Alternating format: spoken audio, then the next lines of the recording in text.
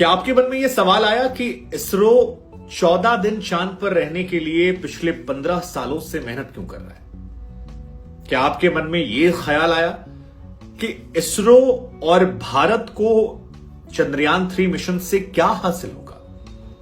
क्या आपको यह सवाल मन में सूझा कि भारत में लोग इतने ज्यादा गौरवान्वित क्यों महसूस कर रहे हैं? आपको सोचना चाहिए यह सवाल कि चंद्रयान मिशन की शुरुआत कैसे हुई और क्यों भारत समेत दुनिया में इसकी तारीफें हो रही हैं। आपको यह जानना चाहिए कि पिछली बार जो लैंडर विक्रम था वो क्रैश क्यों हुआ था और इस बार क्यों हम उम्मीद कर रहे हैं कि सब कुछ सफलतापूर्वक हो जाएगा। आपके मन में यह सवाल आना चाहिए कि चांद पर लैंडिंग इतनी ज्यादा खतरनाक क्यों होती है, क्या असर है वहां पर, क्या चीजें अलग हैं, यह सवाल आपके मन में आना चाहिए।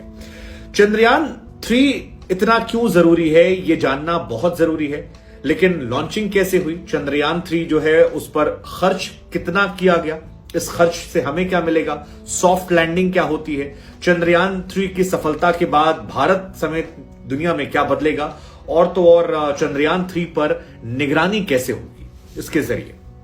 ये कुछ बेसिक सवाल हैं जो लोगों को जानने चाहिए, समझने चाहिए। इसलिए हमें लगा कि इस खबर को बताने के साथ साथ जो आपके मन में सवाल आ रहे हैं, इन सवालों का उत्तर दें ताकि आप आसानी समझ सकें। इन सवालों का जवाब आपको दें उससे पहले आपको बता दें कि इंडियन स्पेस रिसर्च ऑर्गेनाइजेशन यानी कि इसरो की तरफ से शुक्रवार दोपहर 2:35 पर चंद्रयान 3 को लॉन्च किया गया।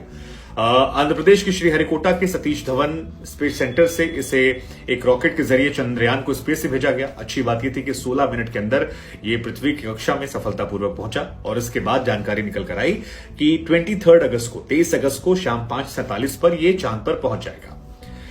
लेकिन इस खबर को जानने के पहले आपको याद करना होगा 2019 के सितंबर महीने की 7 तारीख को। यह तारीख बहुत इंपॉर्टेंट है क्योंकि रात को 1:40 थे। भारत में रात चल रही थी, अंधेरा था। भारत का लैंडर विक्रम जो है वो चंद्रमा की सतह पर लैंडिंग कर चुका था। 1 घंटे सब कुछ प्लान के मुताबिक चला। प्रधानमंत्री नजर बनाए हुए थे, टीवी अखबारों में खबर चल रही थी। बेंगलुरु के इसरो में कंट्रोल रूम में तालियों की गड़गड़ाहट सुनाई पड़ रही थी। हम सब गौरवान्वित थे, प्रधानमंत्री उत्सुक थे। लेकिन रात 2:50 पर एक खामोशी छा गई थी और तमाम जो वैज्ञानिक हमारे देश के हैं वो सैड हो गए थे। चंद्रयान 2 के वैज्ञानिकों ने 11 साल जो मेहनत की थी, धरती से चांद तक 47 दिनों का जो रास्ता था, वहां मंजिल के बेहद करीब पहुंचकर लैंडर विक्रम जो था हमारा क्रैश हो गया था। तब जो इसरो के चीफ थे के सिवन साहब, उनकी आंखों में आंसू थे। प्रधानमंत्री ने उन्हें गले लगाया था और वो तस्वीरें सोशल मीडिया पर बहुत ज्यादा वायरल हुई थी। लेकिन अब 4 साल बाद इसरो उस अधूरे काम को पूरे करने जा रहा है और इन सवालों के जवाब। तो सबसे पहला सवाल है चंद्रयान मिशन की शुरुआत कब, कहां, कैसे हुई है। तो हम आपको बता दें कि साल 2003 था। अटल बिहारी वाजपेयी देश के प्रधानमंत्री थे। 15 अगस्त की तारीख थी और 15 अगस्त 2003 को अटल बिहारी वाजपेयी साहब, जो कि अब स्वर्गीय हैं, उन्होंने लाल किले की प्राचीर से कहा कि मुझे देश को यह बताने में बहुत खुशी हो रही है कि 2008 से पहले भारत चंद्रमा पर अपना अंतरिक्ष यान भेजेगा और इसका नाम होगा चंद्रयान 1। ये शुरुआत थी उस दौर में। इसके बाद साल 2008, जैसा कि अटल बिहारी वाजपेयी साहब ने कहा था, 22 अक्टूबर साल 2008 को सतीश धवन स्पेस सेंटर से चंद्रयान 1 की लॉन्चिंग हो जाती है। 8 नवंबर 2008 को ये जो स्पेसक्राफ्ट होता है ये चांद के ऑर्बिट में पहुंच जाता है और ये भारत के लिए एक बहुत गौरवपूर्ण क्षण था। इसका उद्देश्य था कि स्पेस टेक्नोलॉजी में प्रदर्शन के साथ चांद की जो भौगोलिक स्थिति है, वहां जो खनिज है, उनका पता लगाया जाए। 14 नवंबर को स्पेसक्राफ्ट ने चंद्रमा की सतह पर एक मून इंपैक्ट प्रोब की जानबूझकर क्रैश लैंडिंग करवाई और इसके साथ डेटा की मदद से वहां पर पानी होने का पता लगा। इसकी घोषणा 2009 में स्पेस एजेंसी नासा ने की थी। करीब 1 साल तक चंद्रमा के ऑर्बिट में चंद्रयान 1 ने 3400 चक्कर लगाए, वहां से डेटा भेजा। हालांकि 29 अगस्त 2009 को उससे हमेशा के जो संपर्क हमारा था वो टूट गया और चंद्रयान 1 यहां पर क्लोज हो गया। अब शुरुआत होने वाली थी चंद्रयान 2 की, जो और ज्यादा स्पेशल। अब चंद्रयान 1 काफी सक्सेसफुल रहा तो भारतीय वैज्ञानिकों को लगा कि यार चंद्रयान 2 में कुछ और बड़ा कदम उठाते हैं, सपने थोड़े और बड़े देखते हैं। और इसलिए इसरो की तरफ से तय किया गया कि चंद्रमा पर इस बार हम सॉफ्ट लैंडिंग करेंगे और रोवर की मदद से चांद पर जो एलिमेंट्स मौजूद हैं उनकी जानकारियां जुटाएंगे। पहले चंद्रयान 2 जो मिशन था वो साल 2013 में लॉन्च होना था। अंतरराष्ट्रीय कुछ एजेंसियां हैं अंतरिक्ष की, उनके साथ मिलकर, रूस की एजेंसी है उसके साथ मिलकर ये लॉन्च होना था। बाद में रूस इस एग्रीमेंट से बाहर हो गया तो फिर इसरो ने तय किया कि इसको किसी और के भरोसे क्यों, इसे हम अकेले ही करते हैं। अब चंद्रयान 2 जो मिशन था उसमें 3 चीजें प्रमुख तौर पर थी जो चंद्रयान 1 से अलग थी। पहली चीज क्या थी? ऑर्बिटर। ऑर्बिटर का काम था कि वो चांद के ऑर्बिट में चक्कर लगाएगा, चांद की मैपिंग करेगा, वहां से डेटा उठाएगा और तस्वीरें जो हैं वो भेजा करेगा इंडिया में। दूसरा था लैंडर। लैंडर का मेन काम था, जो क्रैश हो गया था, चांद की जमीन पर इसे सॉफ्ट लैंडिंग करना था और रोवर को वहां सुरक्षित पहुंचाना था। यही हम मात खा गए थे। रोवर क्या है? रोवर दरअसल एक 6 पहियों की गाड़ी है जिसे चांद में घूमकर वहां से कुछ सैंपल इकट्ठाना होता है और उसको डेटा जो है वो एनालिसिस के लिए भेजना होता है। लेकिन 22 अगस्त को जब ये मिशन हमारा चल रहा था, चंद्रयान 2 लॉन्च हुआ, 20 अगस्त 2019 को सफलतापूर्वक चांद के ऑर्बिट में पहुंचा, यहां तक खुश थे।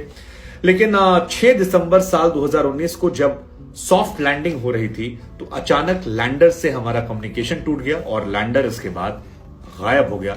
हालांकि इसका मतलब ये नहीं कि लैंडर जो हमारा गायब हुआ था वो उसके पास कोई डेटा नहीं है, वो वहां घूम रहा था और माना जा रहा है 7.5 साल तक हमें वो डेटा भेजता रहेगा।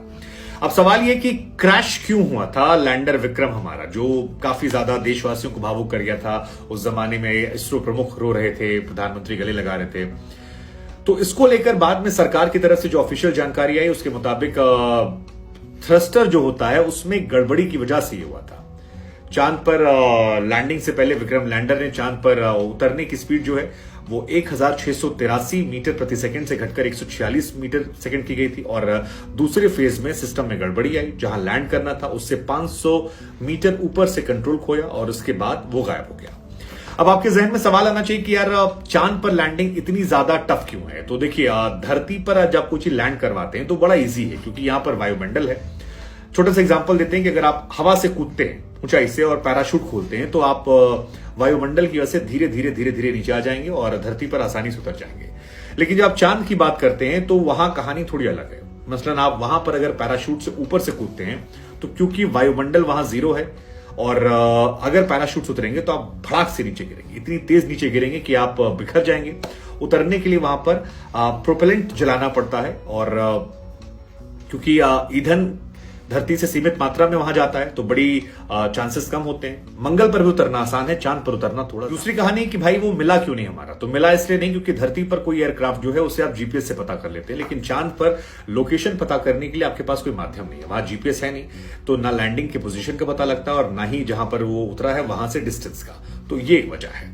तो ऊपर से चंद्रमा का जो साउथ पोल है वो भी अजीब है, मतलब यहां सूरज जो है वो थोड़ा अलग है, लंबी लंबी परछाइयां बनती हैं और उसकी वजह से चांद पर कुछ चीजें साफ नहीं दिखती हैं। लेकिन ये चंद्रयान 2 की कहानी थी। अब आते हैं 3 में। इसरो ने ऐलान कर दिया है कि हमने लॉन्च कर दिया है, तो लॉन्च हो गया है।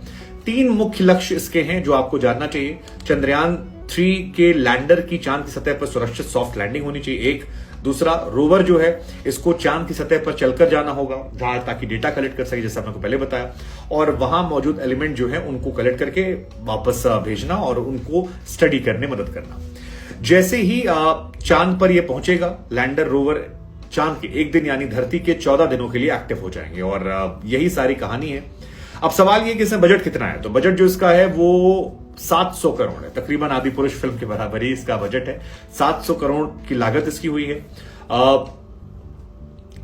इंपॉर्टेंट क्यों है? क्योंकि चांद को लेकर वो जानकारियां हमें मिलेंगी जो अब तक हमें नहीं पता है और ये बहुत इंपॉर्टेंट है। चांद की सतह पर जो तत्व हैं उनके बारे में, रासायनिक तत्व पता लगेगा, मिट्टी के बारे में पता लगेगा, वहां पर पानी के कण, प्रकृति संसाधन जो हैं, ये तमाम चीजें जो हैं ये हमें पता लग जाएंगी और ये बहुत खास रहने वाली है। इसके अलावा दूसरी बड़ी बात यह है कि चंद्रयान 3 के जरिए भारत अपने पड़ोसी चीन को स्पेस में एक तरफा आगे नहीं बढ़ने देना चाहता। भारत चंद्रयान 3 अपने पहले ही 3 अभियान को मंजूरी दे चुका है और भारत भी दुनिया के बाकी देशों की तरह मजबूत होने वाला है जो इस मिशन को पूरा कर रहे हैं। चांद के वीरान और जो उजड़ी हुई जगह है उसमें तमाम बहुमूल्य धातुओं होने की संभावना है, जिसमें सोना, प्लेटिनियम, यूरेनियम शामिल है। तो भारत के लिए कई चीजें हैं जो वहां पर फायदेमंद रहने वाली हैं।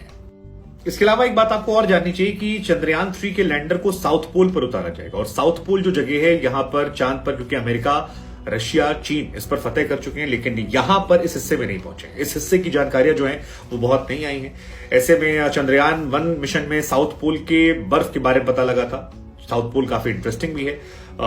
इसमें यहां पर हिस्सा जो है नॉर्थ पोल की तुलना में ज्यादा छाया रहता है। सूरज की रोशनी इस हमने को बताया बहुत कम पहुंचती है। ऐसे में -230 डिग्री सेल्सियस तापमान पहुंचता है। माना जा रहा है कि इससे पानी हो सकता है और जो भी यहां पर जानकारियां मिलेंगी, जियोस्म के रिकॉर्ड मिलेंगे, वो बहुत महत्वपूर्ण रहने वाले हैं और ये एक इंटरेस्टिंग पार्ट है।